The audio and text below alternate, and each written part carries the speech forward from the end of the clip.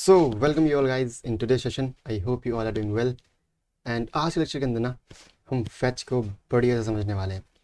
पिछले लेक्चर के अंदर हमने प्रोमिसेस को इन डेप्थ कवर करा था एंड थोड़ा सा हमने जायका लिया था अपने असिंक वेट का। थोड़ा सा हमने फैच को भी वहाँ पे समझ लिया था, बट हल्का हल्का।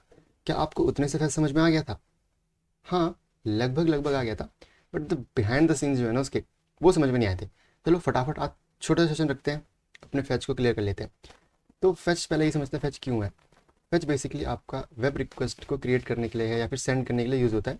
ये एक आपका एडवांस अल्टरनेटिव है HTTP XML रिक्वेस्ट का।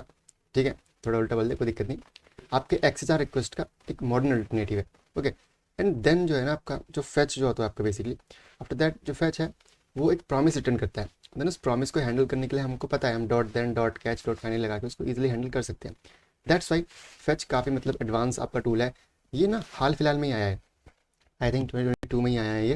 एंड उससे पहले आपके पास ये था but in the web. Okay, web में था तो आप वेब हैंडल के आप वेब एपीआईज को क्रिएट कर सकते थे, कॉल कर सकते थे बेसिकली। बट 2022 के अंदर ये नोड जेएस के अंदर भी आया। नोड जेएस ने खुद से इनकी एपीआईज लिखी एंड इसको फंक्शनेबल बनाया इन नोड जेएस। देन जो डेवलपर्स थे ना नोड जेएस के, वो काफ़ी खुश हो गए बिकॉज फिर उन्हें ये चीज़ जो नोड जेएस के अंदर ही मिल गई। जैसे आपने देखा था कि हम एक्सएमएल रिक्वेस्ट को ना बेसिकली अपने स्क्रिप्ट के अंदर नहीं लिख पा रहे थे। क्यों? बिकॉज वो आपकी एक वेब एपीआई है तो आपको वो इंडेक्स पेज के अंदर लिखनी पड़ रही थी। देन उसको आप कॉल कर पा रहे थे यूजिंग अपने वेब ब्राउजर, क्योंकि ब्राउजर पावरफुल है सबसे ज़्यादा, हमें पता है जेएस के अंदर। बट नोड के साथ भी ऐसे ही कुछ सीन था उस वक्त पे। बट फैच जो है नोड ने इंप्लीमेंट कर दिया अपने अंदर एंड आप उसको नोड जेएस से भी यूज़ कर सकते थे। देन ये चीज़ काफ़ी वायरल हुई एंड अब फैच को सब कुछ यूज़ करते हैं। बिकॉज एक्सएमएल HTTP रिक्वेस्ट के अंदर दिक्कत क्या थी कि आपको स्टेट्स मैनेज करनी पड़ती थी। यू नो दैट ना, वहाँ पे 5 स्टेट्स होती थी जिनके ऊपर ऑपरेशन कराया जाता था एंड कॉल बैक फंक्शंस लिखते थे।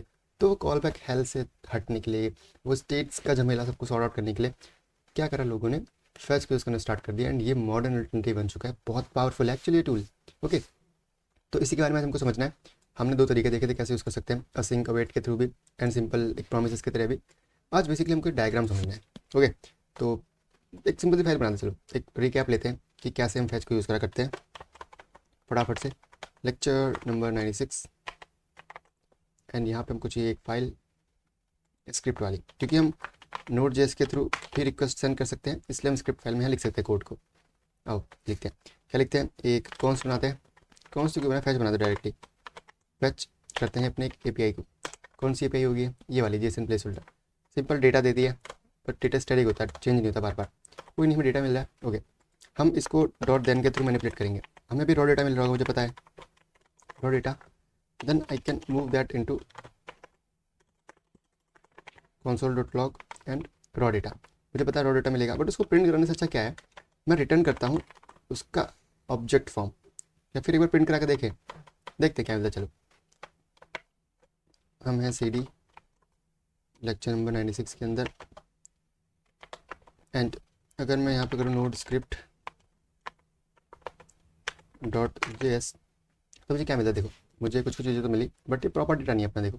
बट फिर भी आप ध्यान से देखो, मुझे यहाँ पे स्टेटस भी मिल रहा है, हेडर्स भी मिल रहे हैं। सेम चीज़ हमको XML HTTP रिक्वेस्ट के अंदर भी मिला करती थी, है ना? बिल्कुल।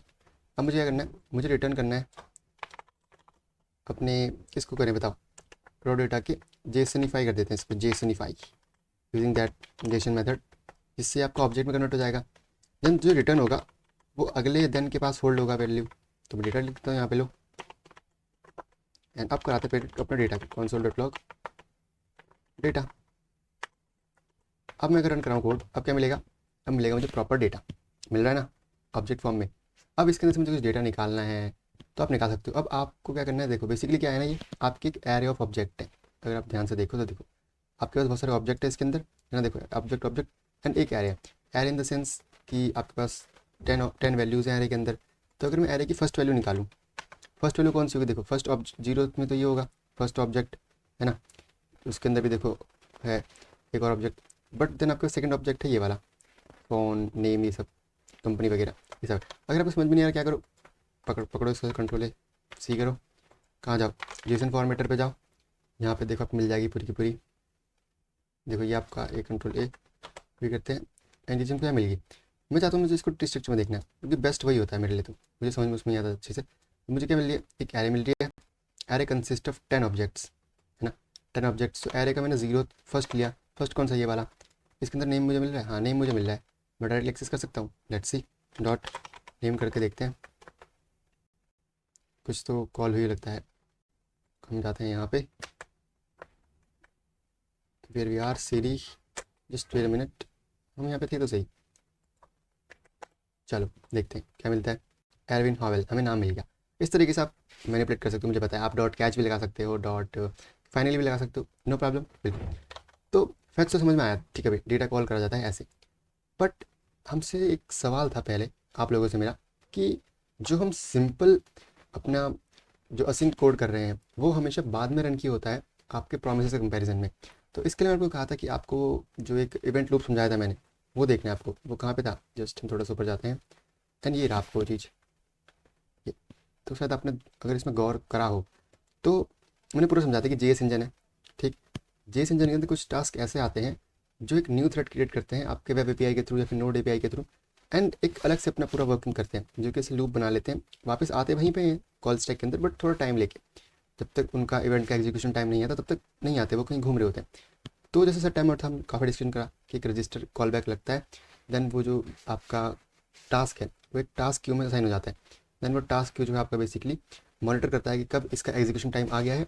जैसे ही एग्जीक्यूशन टाइम आता है तो जो फर्स्ट आया है उसको इंसर्ट कर देता है आपके कॉल स्टैक के अंदर, एंड उसे एग्जीक्यूट करा देता है। तो ये तो सिंपल बात थी रजिस्टर कॉल बैक की। बट फेच के ऊपर हमने थोड़ा गौर से ध्यान दिया था कि भाई फेच जो है या प्रोमिस जो है बेसिकली वो अपने एक अलग क्यू बनाते हैं, जो कि हाई प्रायोरिटी क्यू होता है, माइक्रो टास्क क्यू होता है, या फिर प्रोमिस क्यू होता है, जिसके अंदर जो कॉल बैक रजिस्टर होता है वो पहले होता है आपका in comparison to task queue, because नाम से ही समझ में आ रहा है कि हाई प्रायोरिटी क्यू है। दैट्स वाई जब वहाँ पे हम प्रोमिस वाला यूज़ कर रहे थे आपका एक असिंक कोड, तो वो पहले रन हो रहा था, पहले उसका आउटपुट आ रहा था इन कंपैरिजन टू आपके other async code. Okay, I hope अब ये चीज़ आपको क्लियर हुई होगी, ठीक है ना। ठीक ठीक ठीक, चलो ओके, ये बात समझ में आया अपने को। अब समझते हैं अपना मेन चीज़, जो आज का हमारा टॉपिक है, जो है सिंपल सा प्रोमिस का ये डायग्राम। ज़्यादा नीचे आ गए हम, ऊपर जाते हैं थोड़ा सा, और ऊपर पॉलीमॉर्फिज्म, ये तो हमारे अगले लेक्चर का काम है, अभी नहीं। जी हाँ, हमें समझना है ये क्या चल रहा है यहाँ बताओ। तो देखो, हमने एक वेरिएबल क्रिएट करा रिस्पॉन्स, जिसके अंदर हम जो फैच आपको मिलेगा एक रिस्पॉन्स देता है ना, एक्चुअली है तो ये भी प्रॉमिस ही। तो क्या होगा, देखो ये रिस्पॉन्स है, ये रिस्पॉन्स क्या करेगा, जो वैल्यू मिलेगी फैच की उसको होल्ड करेगा। प्रॉमिस है, कुछ ना कुछ देगा, इसको देगा, उसको होल्ड करेगा। बट जानने वाली बात यहाँ पे क्या है कि फैच जो है वो दो फ्रंट पे काम करता है आपका। पहला फ्रंट तो ये हो गया, दूसरा फ्रंट आपका ये वाला हो गया। पहले फ्रंट के अंदर वो डेटा इस्टेब्लिशमेंट की वो पे काम कर रहा होता, दूसरे पे वो कर रहा होता आपके नेटवर्क कॉल पे, मतलब दोनों एक साथ ये चल रहे होते हैं, ऐसा नहीं कि पहले ये पहले वो एक साथ चल रहे होते हैं दोनों। तो देखो पता है फैच आपका एक रिक्वेस्ट करता है, अब उस रिक्वेस्ट को एक्चुअली एक्वायर होने में उसको एक प्लेटफॉर्म चाहिए होता है। वो प्लेटफॉर्म या तो आपका वेब ब्राउज़र हो सकता है, एंड वो आपका नोड जेएस भी हो सकता है, बिकॉज नोड ने भी इंप्लीमेंट कर दिया चीज़। देन इन दोनों प्लेटफॉर्म में से किसी एक प्लेटफॉर्म के थ्रू ये एक नेटवर्क रिक्वेस्ट सेंड करेगा। ठीक है भाई, बात समझ में आई।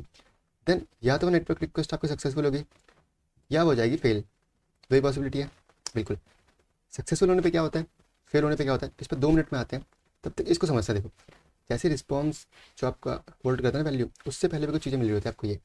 ये आपकी मतलब रेंज से बाहर होती हैं, आप इनको एक्सेस कर ही नहीं सकते हो।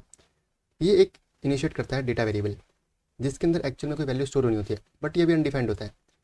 देन एक एरे क्रिएट करता है ऑन फुलफिल नेम की, ये भी आपकी अनडिफाइंड होती है। एक और ऑन रिजेक्शन नाम की एरे करता है जो कि अनडिफाइंड होती है। ये तीनों चीज़ अनडिफाइंड होती है। देन जैसे ही वेब ब्राउज़र या नोड जेएस के थ्रू रिक्वेस्ट सेंड करता है, तो या तो रिक्वेस्ट सक्सेसफुल होगी या गलत होगी, आई मीन फॉल होगी। अब जब सक्सेसफुल हुई तो डेटा पता है कहाँ जाता है, डेटा जाता है आपके इस ऑन फुलफिल्ड के अंदर, बिकॉज रिजोल्यूशन वाला जो काम होता है ना रिजॉल्व होने का, देन आपका ऑन फुलफिल्ड पे ही होता है। हमें पता है जब आपकी नेटवर्क रिक्वेस्ट रिजॉल्व हुई है, दैट मीन्स कि फुलफिल हो गया प्रॉमिस, एंड इसीलिए करेक्ट होने पे या फिर सक्सेसफुल होने पे डेटा जाता है आपका ऑन फुलफिल्ड एरे के अंदर। एंड नेटवर्क रिक्वेस्ट अगर आपकी कैंसिल हो गई, सक्सेसफुल नहीं हुई, तब जो डेटा जाता है या फिर कुछ भी रिस्पॉन्स जाता है वो जाता है ऑन रिजेक्शन के अंदर, एरर वगैरह। ओके, अब ना लाइक आपके SDE 2 या 3 वाले लेवल पे एक आपसे सवाल पूछा जाता है कि लेट्स सपोज आपने एक नेटवर्क रिक्वेस्ट भेजी, बट नेटवर्क रिक्वेस्ट ने आपको एरर दे दिया, लाइक एरर कोड 404, 400, 200 कुछ भी दिया। तो क्या वो प्रॉमिस या फिर रिक्वेस्ट फुलफिल हुई है या फिर रिजेक्शन में जाएगा वो चीज़। जैसे आपके पास लेट्स सपोज 404 आ गया, ठीक। अब जब 404 आपके पास डेटा आया है, ये कहाँ जाएगा, ऑन फुलफिल पे या ऑन रिजेक्शन पे। अब मैक्सिमम लोगों का यहाँ पे जवाब होगा कि आपका जो डेटा आया है ये वाला, ये जाएगा ऑन रिजेक्शन पे, क्योंकि रिक्वेस्ट तो फेल होगी। बट ऐसा नहीं है, ये 404 भी तो तब आया है ना जब आपकी नेटवर्क रिक्वेस्ट कनेक्ट हुई है, कनेक्ट हुई है मतलब फुलफिल होगी। तो भले ही एरर कोड है पर डेटा जाता है आपको ऑन फुलफिल्ड के अंदर ही है। ठीक है, इसको थोड़ा इन डेप्थ में समझना। ठीक है, कुछ फॉरम्स में जाना, चैट जीपीटी से पूछना, इसको और इन डेप्थ में समझना, क्योंकि जितनी आपकी अंडरस्टैंडिंग ज़्यादा होगी उतना ही आप अच्छा परफॉर्म कर पाओगे इंटरव्यू के अंदर। सिंपल सी बात यह है कि जो भी आपको डेटा यहाँ मिलता है ना क्वेश्चन में, चाहे वो एरर हो कुछ भी हो, जाता ऑन फुलफिल्ड के अंदर ही है। जब प्रॉपर आपकी नेटवर्क रिक्वेस्ट ही नहीं जा पाएगी तब जो एरर आएगा वो ऑन रिजेक्शन के अंदर जाता है। एंड आफ्टर दैट जब सब कुछ हो जाता है, डेटा आपको फिल मिल जाता है या तो इसके अंदर या इसके अंदर, देन आफ्टर दैट डेटा जो होता है आपका इंसर्ट होता है इस डेटा वेरिएबल के अंदर।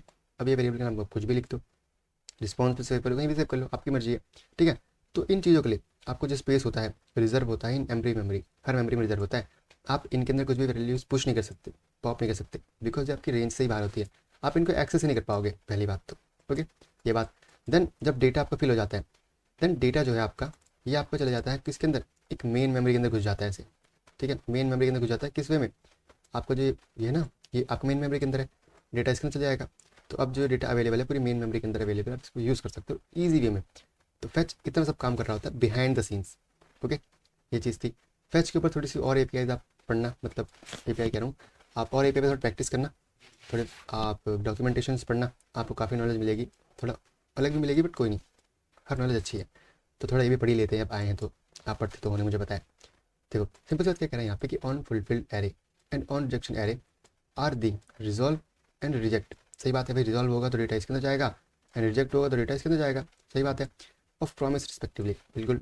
दे are arrays and we can't push values in directly. सही बात है, क्योंकि हमारे रेंज से ही बाहर है, बिकॉज डेटा वेरिएबल एंड आपके जो दोनों के दोनों एरे हैं वो एक प्राइवेट फील्ड है, आप उनको एक्सेस कर ही नहीं सकते हो, वो आपकी रेंज में रखी नहीं गई है, आप उनको एक्सेस नहीं कर पाओगे। देन क्या है, यूजिंग रिसोर्स एपीआई।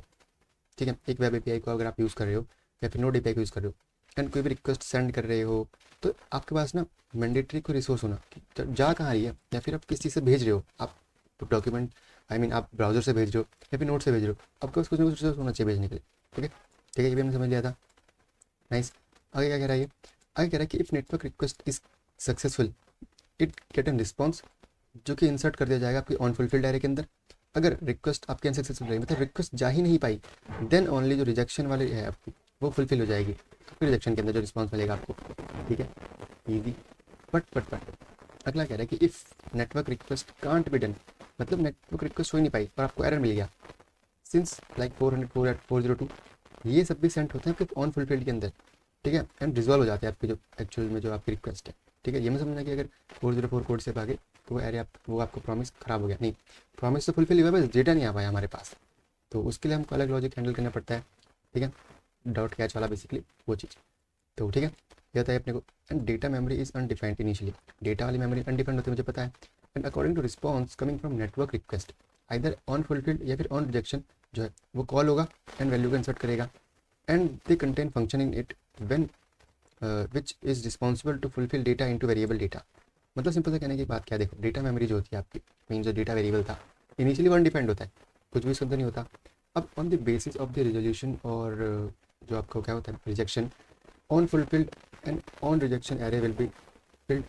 एंड ये एरे के अंदर ना कुछ फंक्शंस होते हैं, जब ये भर जाती हैं तब वो फंक्शन क्या करते हैं कि एक्चुअली आपका डेटा वेरिएबल के अंदर चीज़ों को इंसर्ट कर देते हैं, डेटा को। देन डेटा जो होता है फुलफिल हो गया एंड डेटा को इंसर्ट कर दिया जाता है आपके रिस्पॉन्स वेरिएबल के अंदर, या फिर आप जो भी नाम डाल दो, आपकी मर्जी, जहाँ पे आपको स्टोर करवाना है। देन वो ग्लोबल मेमोरी में जाता है, आप उसको ईजिली एक्सेस कर पाते हो कहीं से भी। तो ये था हमारा आज का फैच का टॉपिक। आई होप आपको समझ में आया होगा, काफ़ी ईजी था, हमने वर्किंग तो समझ ही ली थी, हमें थोड़ा सा बिहाइंड द सीन समझना था किस तरीके से काम करता है। तो अब अगर आपसे कुछ पूछेगा फैच के बारे में तो कॉन्फिडेंटली उसको बहुत सारी चीज़ बता पाओगे। ठीक है, आई होप आपको आज के समझ में आया होगा। समझ में तो लाइक कमेंट शेयर जरूर करना यार। ठीक है, अपने दोस्तों के साथ शेयर भी करना, एंड ऐसे ही पढ़ते रहिए। मिलते हैं नेक्स्ट लेक्चर में, पढ़ेंगे हम ऊप्स को। सो बाय।